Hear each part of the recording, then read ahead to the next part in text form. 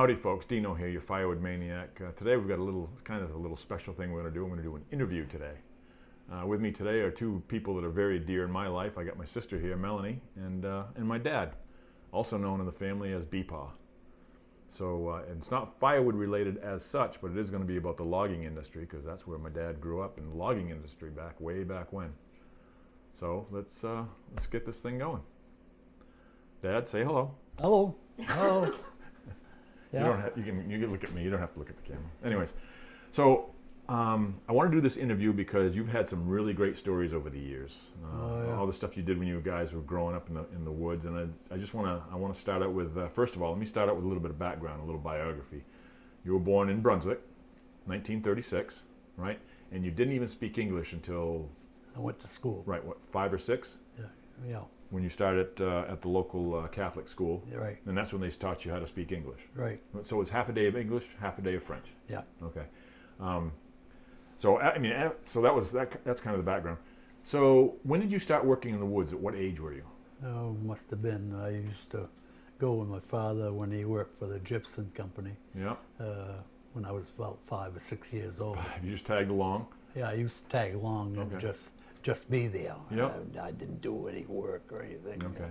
So when you started working in the woods with him, and he basically worked in the woods. Then we were free till we were 13 years old. You were free until you were 13? Yeah, and that's when you had to earn your keep? That's when they hit the fan. Okay. Yeah. So at 13 years old, and what was your responsibility at 13 years old working in the woods? It was to yard the wood, to the yard, the Explain. trees. We had a horse. Yeah. And just one horse. Yeah, there was. We just ran one horse. Some people ran two, but a team. But we just ran one. Couldn't afford another one, or no. It's just that it's just what you had. The wood lots that we had. We were a small operation, so we didn't need any more than one horse. And most of what you did was pulpwood. I mean, pulpwood in some logs. In some logs, so saw logs, logs, depending on what you got for material. Yeah. Or whatever. Depending. And whatever firewood you did, that was strictly for your own use, right? Yeah, right. Okay. Right. And you used whatever. Right. When we twitched everything to a yard with the horses. Yeah. And then that's when we cut it up into pulpwood. Okay. And those are 8-foot lengths? 4 foot length. 4 foot lengths. Yeah. And then when you got to the end of the tree, when you started, you may have a foot and a half piece, and that was what we brought home. Okay. We put it in a pile, and then any species? Any species. Didn't matter if it burns, it's firewood. What? Anything it'll. Okay. It's all eat. Yeah. Now you used to load the trucks. I mean, you weren't using loaders. You were using bull strength, right? Muscles. You and your brother. My brother and I. Pulp hooks, hoisting the stuff up onto the truck. Right. Okay. That's why you get to have such big bull arms, probably. Yeah.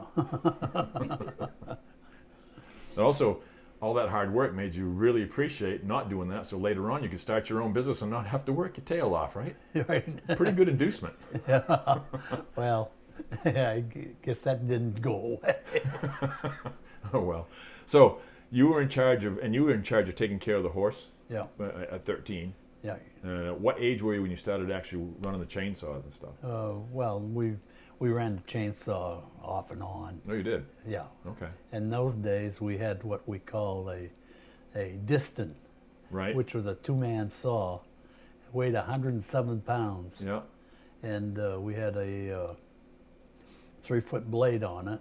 Okay. We could cut up to a 3-foot tree. Right. 3-foot diameter trunk. Yeah. And before that, we used crosscuts.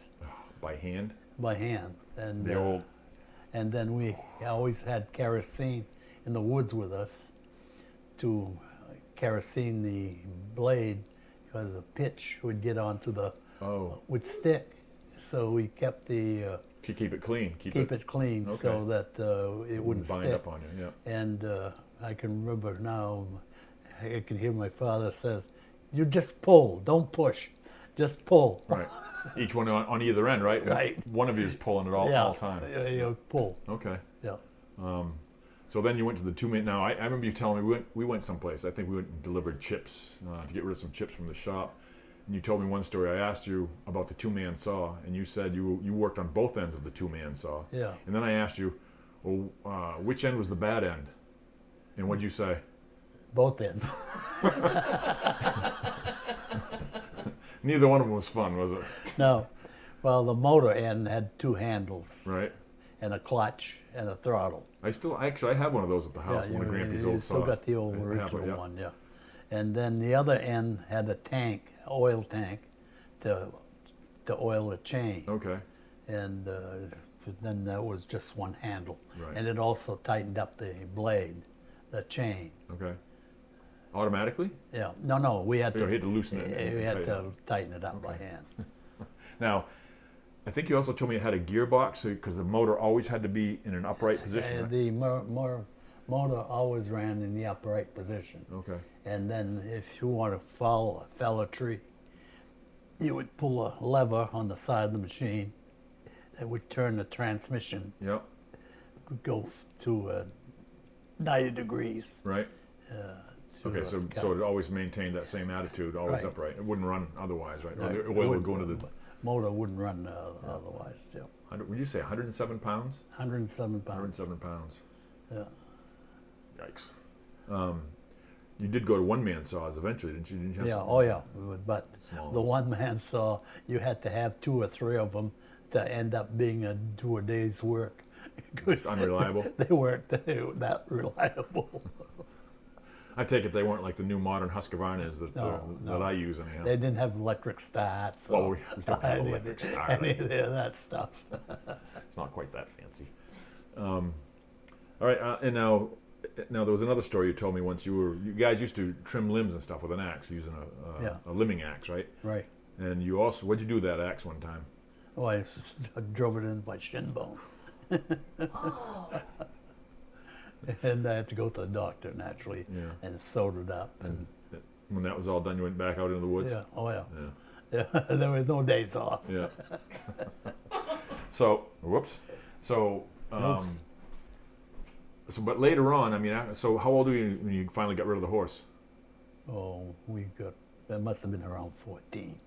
Oh, so you're only dealing with a horse when you were very young, Well, we had horses before before you went work in the woods. Before I went to work in the woods. My father used horses. Okay, and now wasn't it your job to like go and water and feed the horses and stuff when you were very young? And then on weekends, we had to go feed the horses, and we Horses had have to eat. snowshoes, Yeah, and to go into the woods in the winter yeah. and go feed the horses and water them and everything. And A lot of work, wasn't it? it was all work. Yeah. And of course, when the bulldozer came along, it was Yeah. a lot of And work then, also. and then when we got our first Caterpillar, Yeah. we said, there, we shut the switch off. There, we won't have to see it till Monday. Awesome. Yeah. Oh, yeah, the bulldozer. So, you said about 14 is when you got the bulldozer? Yeah, Okay. And so then you worked in the woods until you were how old? till about 16, 17. Okay. And then you were out doing your own Then thing. I picked up milk, yeah. Okay. Yeah. That's right, because you quit Yeah. school early and Yeah. went to work. Yeah. Now, you also told me a story that down at Popham, you stayed there all summer. Yeah, yeah, on the Tell island. us. On the island, yeah. So how big of an area was this roughly? Oh, this was probably, the island was probably, it was a saltwater island, which was surrounded by land, Okay. but it was just marshland. Okay. And there was just like a saltwater stream through Okay. around the island. Mosquitoes must have been thick. Oh yeah, Yeah. The mosquitoes were always The thick. greenheads and all those Yeah. nasty flies. And how big was this area roughly? Oh, probably a mile long and half a mile wide or something like that. Cleared the whole thing? Yeah. One and- summer. In those days, we peeled the wood because it was going into the Pajevska paper, and it was spruce and fir, You had to peel the bark? and peel the bark, and Like with draw knives? yeah, Wow. and Every one of them? yeah, and You want to talk about a lot of work. and anyhow, so that's. But then without the bark on, that stuff would dry up pretty good. Okay. And then naturally when you cut the limb off, you cut it off as close to the bulk of the tree as Yeah. you can. But after you take the bark off, you're left with this little nubble sticking out, and that was dangerous for cutting yourself and getting caught on your clothes. Oh yeah. when yeah. you loaded the truck up Yeah. and stuff like that. And you were still Plus, if it got wet, it was slippery as heck. Oh yeah. You'd throw it, and then they would go sailing. And you were still cutting them in 4-foot lengths Yeah, it's still a because you're 4 still foot. loading them by hand. Yeah, and then, but when we sold pine to Gibson, they took it by 4 foot lengths, but it couldn't be any bigger than 14 inches. It just wouldn't run through their machines. It wouldn't run it through their machines. Okay. So we had to split it. So a lot of this stuff, these big pines, we'd split right in the woods, and And how did we do that? with wedges and a big maul, and wooden wedges and steel wedges. So you and your brother and Grampy just. And then but we did at one time have a black powder splitter, Okay. and then That sounds fun. we'd put a handful of it was a shaft about a foot long. It was tapered on one end, Yeah. and then it had about an inch hole in the center, and then we'd put a handful of black powder, and then a short fuse, and then we'd light it, and then made sure there was another piece of wood up against it, because if you didn't, the wedge would take off on you, and you'd have a hard Oh, time so this is going into the end of the. Yeah. Oh, so you drove it in the end. yeah, another. Okay. And they would split 4 or 5 pieces sometimes, depending on the wood. And then, but once in a while, you'd get your powder wet. It wouldn't go off, so we'd build a fire, and then we'd put the wedge in the fire, and watch the peg of wood that was stuck inside go flying. How do they survive? I was just thinking that. I was just thinking, I'm surprised. Aren't you kind of? I'm surprised we're having this conversation. I am. I'm surprised we're even here. Because everything you guys did was, I mean, I imagine There was no OSHA. safety was some kind of a thought, but it was probably kind of a back burner thing. Yeah, that was. You did that what was you had not to a do. that was not a factor in those days. No, I assume you probably weren't wearing helmets and chaps and all that kind of No, stuff. didn't have them. Plus, we didn't have the good blades, good chains like we have now. Chains The now. chipper chains, because back then we had right and left teeth, Yep. and you had to set them, Oh, you had to give them an offset. yeah, so and that- then bend them, Yep. and they had a special tool for that. And then you had a center raker that kept it from going too deep or Right. too fast, and You probably filed those down a little bit Yeah. anyhow, didn't you? filed them down. Yeah. And that's at night in the camp. We stayed in the camp on the island all summer, Yeah.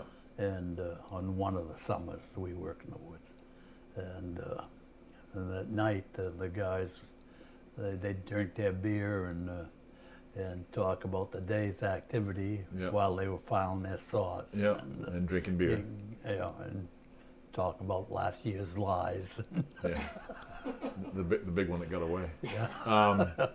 So now, so you guys were like, I mean, you were there all summer long down at Yeah. Popham, right? Yeah. And you were staying in the woods. Yeah, my mother would come up on Sundays, and she says that these guys are growing up. They can't just eat bacons and beans And beer. and beer. So I said they got to eat something. So that's what you were eating 5-6 days a week is Yeah, bacon yeah. and Well, beans my and father, beer. my father was not known as a good cook. He Oh, made. I love Grammy, but she was not a very good cook. Anyways. He made pretty good home fries and Okay. eggs. Basic stuff. That's what we had every morning. Yeah. Eggs and beans and Throw some protein in you and get you to work. Yeah. So another story, this is a funny one too. This is after the day's end. You said in these salt marshes, these ponds and stuff, Yeah. Grampy and his hired guy. He did have one hired guy, right? Yeah, we had one guy that Yeah. lived with us. You went Yeah. downtown or something to get some beer. They went down, got a case of beer, This is hilarious. and they have these saltwater ponds around in the marshes. And Father was walking towards the island, and he had the case of beer on his head, and he went off the trail into the pond, and all we could see, he never let go of the beer. So, We could see the beer box going along in the water for a short while.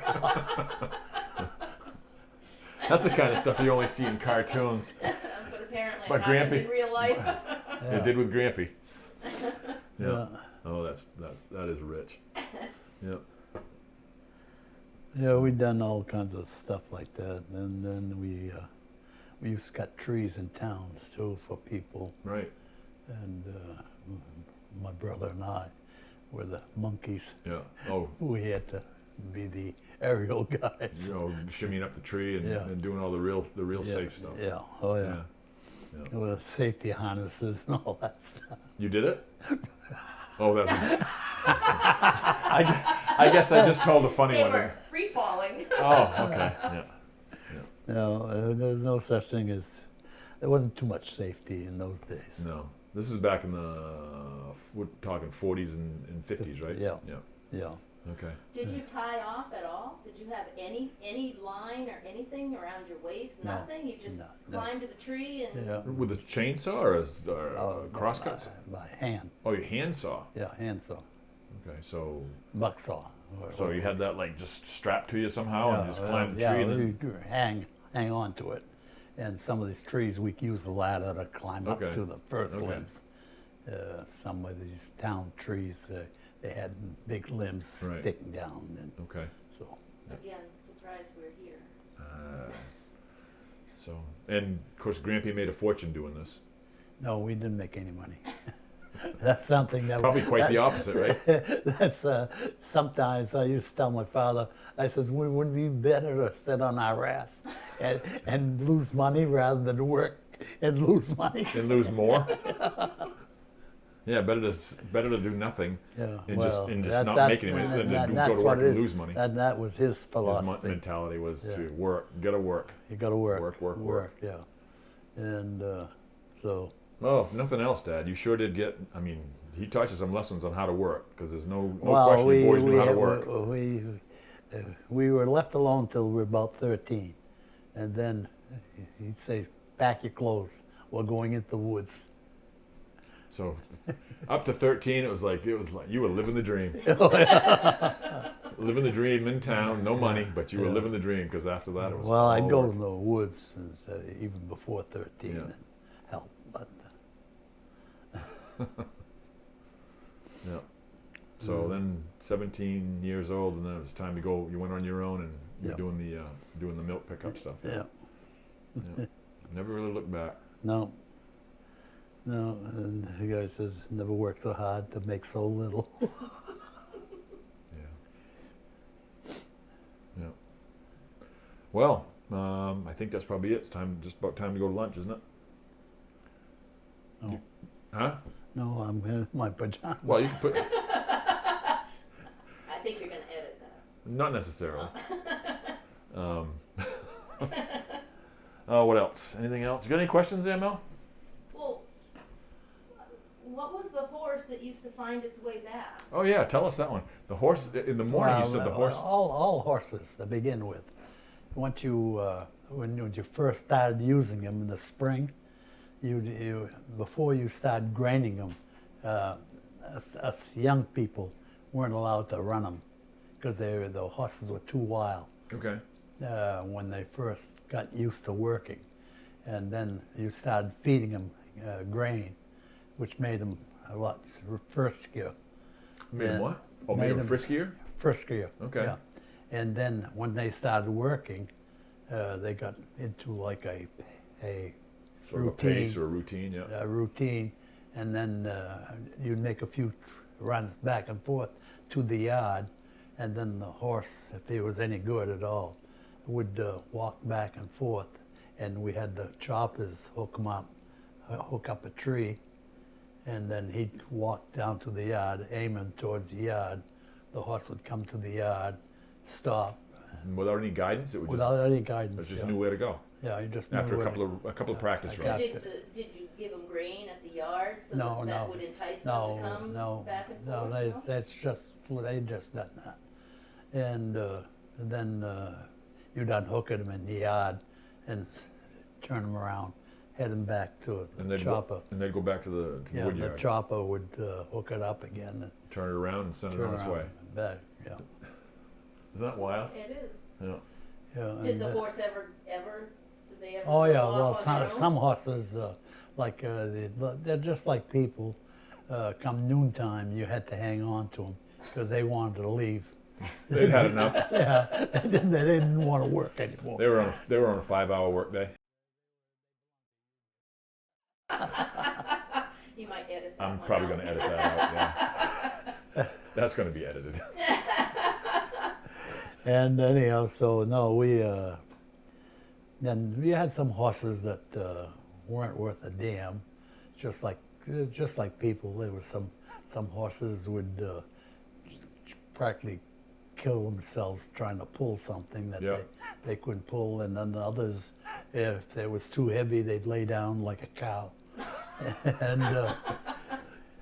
And then I can remember we had one drunk operated when I was before I went to work in the woods, and seeing it was on the Portland Road, and friggin' the horse, he hooked up the horse 2 trees to the horse whipple tree, and the horse figured it was too heavy, and so he laid down like a cow, and here's this drunk pleading with the horse, "Come on, Harry, we got to work."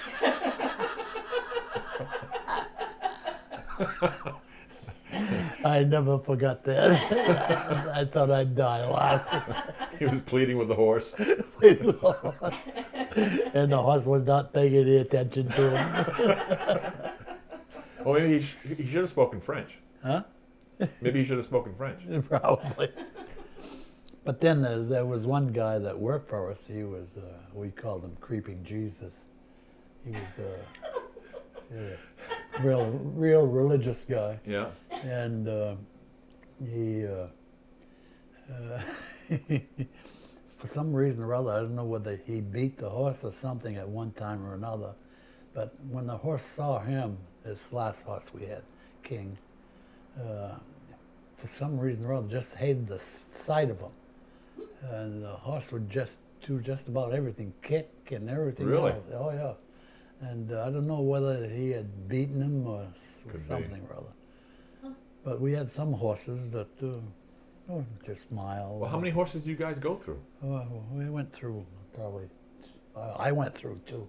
Okay. Yeah. Harry and one was King. Yeah. And then of course after that was the bulldozer, and that was that.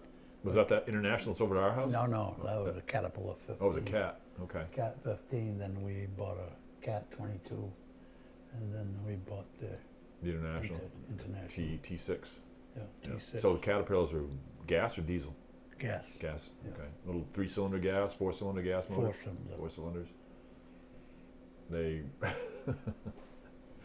were they. I don't know how to put this. So obviously Grammy and Granby, they had basically zero money. No money. No. Yeah. So the machines he bought were they needed they were well need- used. They needed some love. They were well used. Okay. They walking Yeah. off their tracks kind of thing. Yeah. Oh yeah, they lose the track every day. Yeah. Yeah. And it's Well, hard on these machines. We got pretty good at it, Yeah. putting it back on. So you said you worked in the woods until 17. Mm. Was Ronald still working in the woods? He bailed out, didn't he? Or when Well, did he joined the Marines. Yeah. Oh, so he was gone. You Yeah. were still working. So was it just you and your dad? Yeah. Yeah. And Yeah, because one winter we worked the Christmas Eve, as a matter of fact. we hauled wood all night right across the street. Mm-hmm.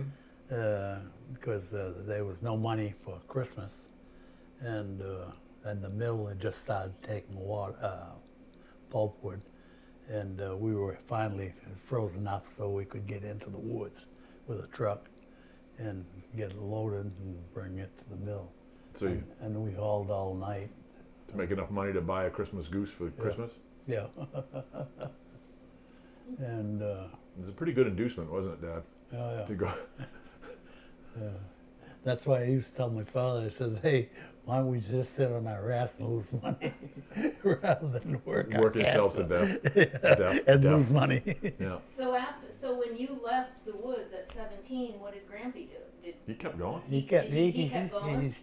But then he ended up going to work for the town. I remember Grampy working in the woods because we'd go with Grammy down to bring his lunch. He'd be over in Bowden or someplace. He'd still be in the woods. Yeah, we had a lot on Bode right next to Dana Small.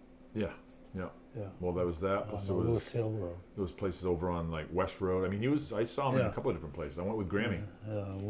We cut there. We cut in Bath. We cut the city of Bath woodlot for logs there, right across the high school, and all over the place. Back in the day. Back in the day. And there's no loaders, nothing. It was all It's all loaded bulwark. by hand. All bulwark.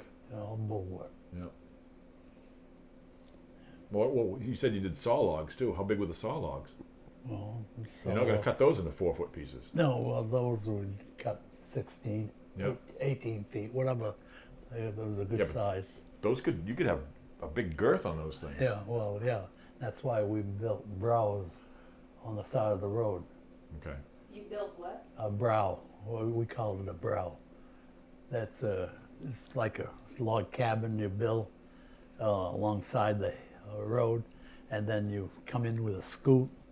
You got to explain. You got to A explain scoot, what these a things scoot is like a drag. You can't on solid logs. They don't want dirt on them because it dulls their saws. So you put them on a sled, basically. Yeah, I put them on sled, and then we roll them onto a brow, and then from the brow we roll it onto a truck. That's all done with the Ken dogs, PVs. PVs. In French we call them Ken dogs. You do know what a PV is, right? I don't. Okay, I'll show you a PV when we. I'll show you. It looks It's got like a long pole with a thing on the end and a hook, so you Yeah. can stick it into the wood and, Oh, and, yeah, and yeah, roll. yeah. Yeah, that's yes. a PV. Yeah. Okay, yeah. Actually, PV I think is a name of the guy that invented it. Is it? I think so. Yeah, I don't it's know. actually called a. Hole with a thing on the end that you stick into the wood. So like a cant hook or something like that. It's Ken dog. Ken dog, yeah. Cant French hook. call it Ken dog. Yeah. Yeah. And then naturally we had our pulp hooks. I still have a bunch of those pulp hooks kicking around. And then that was the taboo in the woods.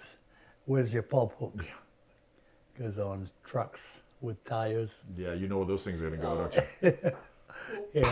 And there's quite a few times that happened. Somebody'd lay a pulp hook down. Oh, I couldn't find it or something, and the truck would find it. Oh yeah. Tire wood. Yeah. As a matter of fact, the first time I came into Woodland, my father was out back here. Um. Yeah, Gibson owned the land at the time. Oh really? this Yeah. this property? Yeah, right down by the river. Okay. Yeah, and that was the first time I came into Woods with my father, and on a crosscut. No kidding. Yeah, and he worked for Gibson. Okay. Yeah, I Well, don't that's know that. kind of yeah, kind of cool. That's ironic in full circle, isn't In it? full circle, absolutely. yeah. Then we naturally the woodlots across the street, Yeah. both of them. Oh, you mean like Road. going up Sprague and all that? That's Sprague, yeah. Yeah. That is the Fortin lot, and the other one was Sprague. Right, because these pieces of property here are all part of the original King's Grant from way back when, Yeah. right? They're all From the Sprague farm, from the Pleasant Point. point, yeah. all these strips. They're all what, like 100-acre strips or something, or Oh, I don't whatever they know, were. you Yeah. know. Interesting stuff.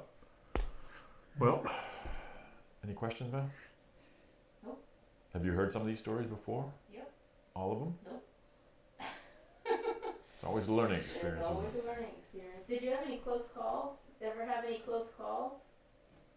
Grampy ran over himself with a bulldozer once. Yeah, you- How do you run over yourself? He Well, explained it to me, and he laughed every time. He laughed so Yeah, hard well, he couldn't. You couldn't understand that? These bulldozers were not diesels; they were gas engines, and you cranked them by hand up front. Yeah. And we used to carry our chains, tow chains and everything else, in the floor of the bulldozer. And what happened, my father went and got the chain, pulled it out, and he threw it in gear at the same time, Oh. because they would slide in gear, and they started pretty good, those cats did. And one crank, and it started right off, and apparently the throttle was more open than closed, Oh. and crawled right up onto him. Yeah. Well, he told me that it stalled out because Yeah, it like hit a log or something. You just couldn't Yeah. make the thing, and it just yeah, it stalled. because it was not. And it was him? It and stalled on it him? had already crawled up onto him. Yeah, Yeah. Oh my lord. Yeah. So then his hired guy or something pulled him out, right? yeah. The Kincaid group were logging at a lot in back of us. They came over, and with that, they had a winch and a boom on the. They lifted the tractor up and pulled them out. Grampy was a tough old. My word. Oh, one of my favorites. This is great. So, this is one of my favorites. So, Grampy was telling you how you were on the bulldozer, right? You were probably, I think you told me you were like 14, 15, whatever it was. And you said, well, you know, blah, blah, blah, you do it yourself. And you jump down off the tractor, and then all you remember is flying back through the air and landing in the seat. I guess Grampy wasn't having any of that. Says, nobody talks to me that way. As you're like, whoo, flying through the air and back. Well, we were stuck or something wrong with the bulldozer, and he kept telling me one way, and I couldn't see it that way, and so we finally got into a pissing contest. And Didn't work out so well for you. it didn't work out for me. Oh, gosh, that's rich.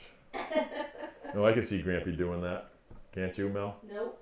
You can't see Grampy No, throwing beat? No, because Grampy was always just laughing, and no, I don't, no, never saw, I never saw the ugly side. Never saw. That wasn't an the ugly gender. side. No, just never saw this, never saw that side. Oh, No, it's because you probably never worked with him in the woods, did I you? never, no. Imagine his attitude probably changed a little bit once he was in the woods. I can remember coming out of the woods in back of Fortin's, what's this, Hackett now. Yeah. And going down through the bridge. I broke through the bridge, flipped the truck over, Ooh. and it just got loaded. And And it was probably freighted. I mean, that thing probably way more than what it could handle, probably. oh yeah, Yeah. always. Yeah. And so I flipped it over. We had to build a new bridge, get the truck out. It was loaded, get the logs out. It was a little load of logs that time. Saw logs? Yeah. Don't tell me they were a little muddy too, right? Well, no, they weren't too muddy, but Yeah. they were after we got through.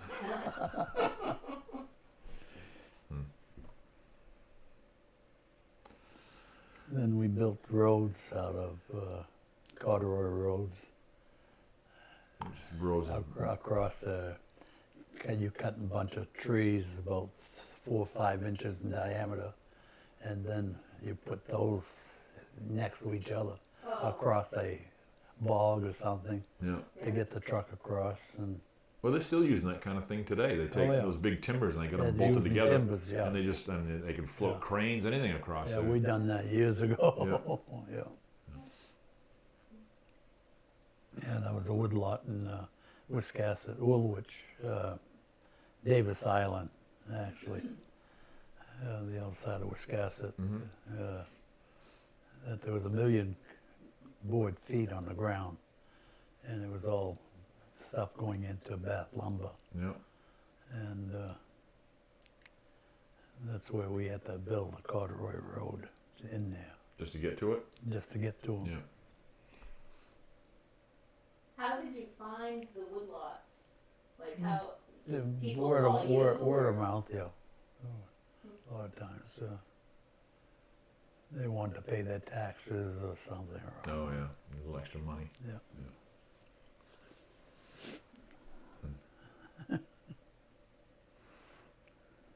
Hard way to make an easy living, all I know.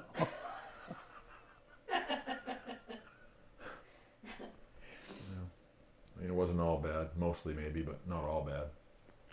Well, nowadays with the equipment that there's, the chains are better, the chainsaws The are tractors are better. Everything's yeah, better. everything's better. But The it's all made trucks- for volume too. I mean, they can really push out the some volume. trucks have got more power Yeah. there. Just everything is just a lot better. Yeah. But it made for good stories. Huh? Made for good stories. Oh yeah, and I imagine you talk to somebody a little older than I am, and they probably had it a No, probably. harder scenario, and then the other thing in the winter when you use horses, and you stop on if you use a scoot, we call them a scoot. Yeah. You have to put down 4 pieces of wood to get the scoot out off the snow, because they would freeze together. Oh yeah. And so they give the horse a chance to move forward. Yeah. And so, Get some. because if it froze in there and you were loading a scoot up, There's no way they can break it it didn't free. take you very long in cold weather to freeze up. Yeah. And then the horse couldn't pull it. Now, how much wood could a horse pull anyhow? I mean, what kind of? These were work horses. I mean, these obviously Yeah. weren't thoroughbreds. They were. No, they were 1,800, 2,000 pound horses. Oh, they were big beasts. Yeah, Yeah. yeah. Well, the legs are this big, not those spindly things. Yeah. They were made for work, not for Yeah, run. they were work horses. Yeah. Yeah. Oh, they'd, well, the drive-in theater in Brunswick, the poles that they use for the screen all came out from across the river here, across the road. And the back here? Yeah. And the king Yeah. was the one that hauled them out. Yeah. They were, I don't know, 60, 70 feet long, Yeah. fairly big poles. Yeah. And so the horse can do quite a lot of, Oh yeah. give them an advantage. And Yeah. They made good skidders at the time. yeah, They were the skidder of the time, right? yeah, oh, yeah.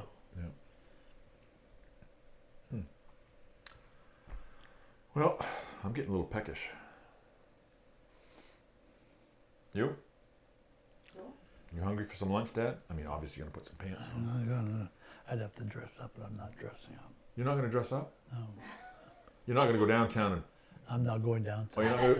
think he's giving us the old brush off. Are we getting the bum's rush? Basically, Oh. So your interview's done. Yeah, that's it. Get out. yeah. Just pay a fee. He wants the royalties. All right. Well, I guess I'll close it up. I guess that's it, folks. This interview's over. If you like it, go ahead and subscribe, hit the like button, and all that kind of good stuff. And we'll see you next time.